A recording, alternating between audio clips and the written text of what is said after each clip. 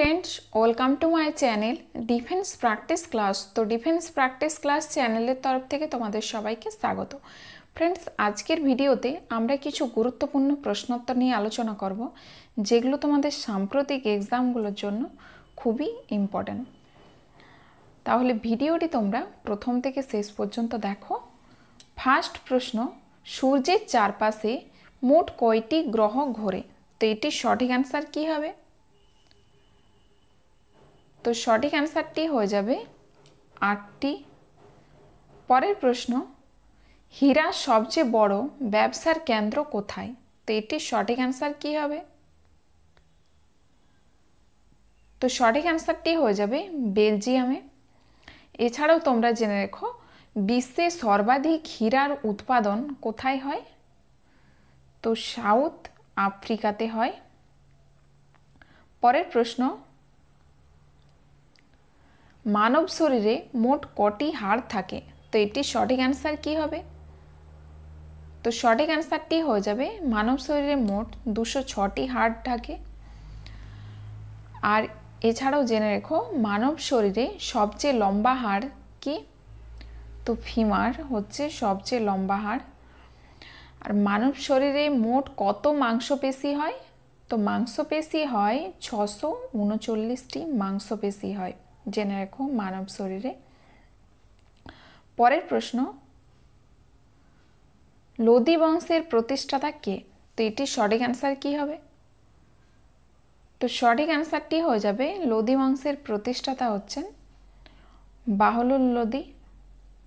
বাহলুল লোদি হচ্ছে লোদি বংশের প্রতিষ্ঠাতা। আর দিল্লি বংশের অন্তিম সুলতানকে?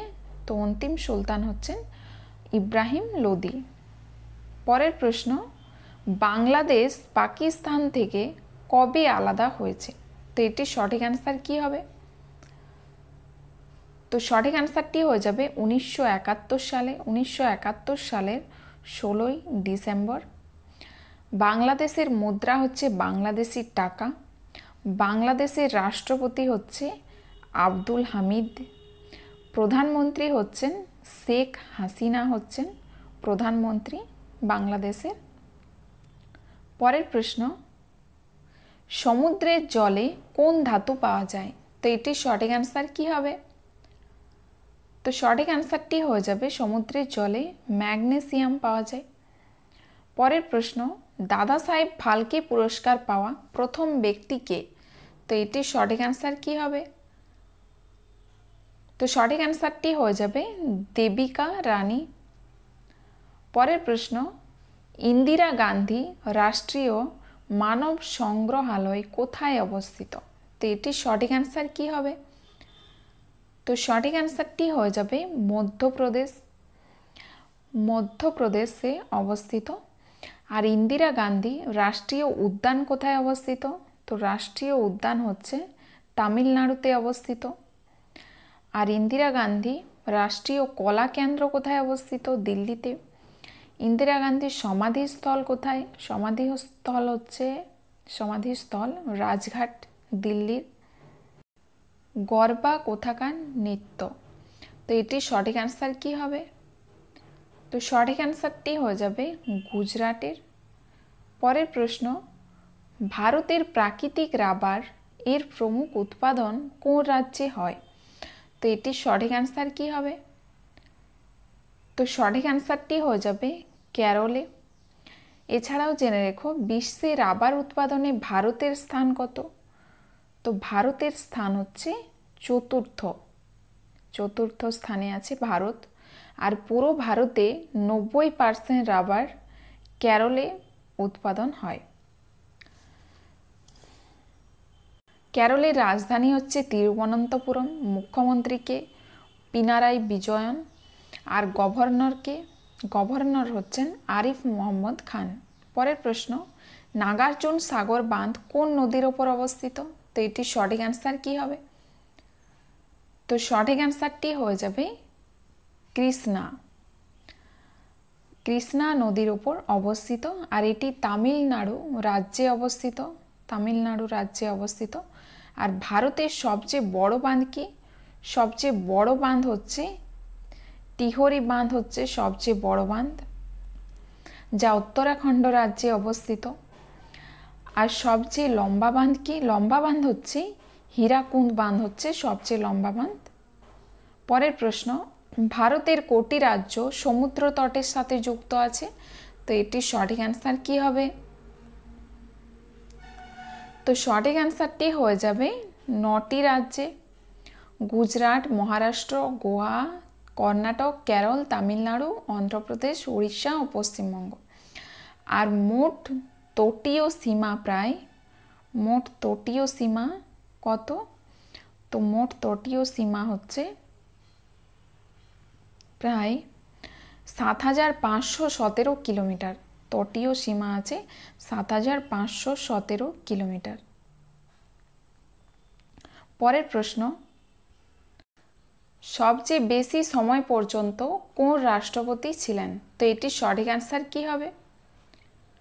তো সঠিক অ্যান্সারটি হয়ে যাবে ডক্টর রাজেন্দ্র প্রসাদ। পরের প্রশ্ন, এমন কি ফুল আছে যা 12 বছরে একবার দেখা যায়? তো এটির সঠিক অ্যান্সার কি হবে? তো সঠিক অ্যান্সারটি হয়ে যাবে নীল কুরিঞ্জি ফুল। পরের প্রশ্ন, কোন দেশে 2টি রাষ্ট্রপতি আছে? তো এটির সঠিক অ্যান্সার কি হবে? সঠিক অ্যান্সারটি হয়ে যাবে সান মারিনোতে 2টি রাষ্ট্রপতি আছে। পরের প্রশ্ন, ভূমিকম্পকে আর কি নামে ডাকা হয়? তো এটির সঠিক অ্যান্সার কি হবে?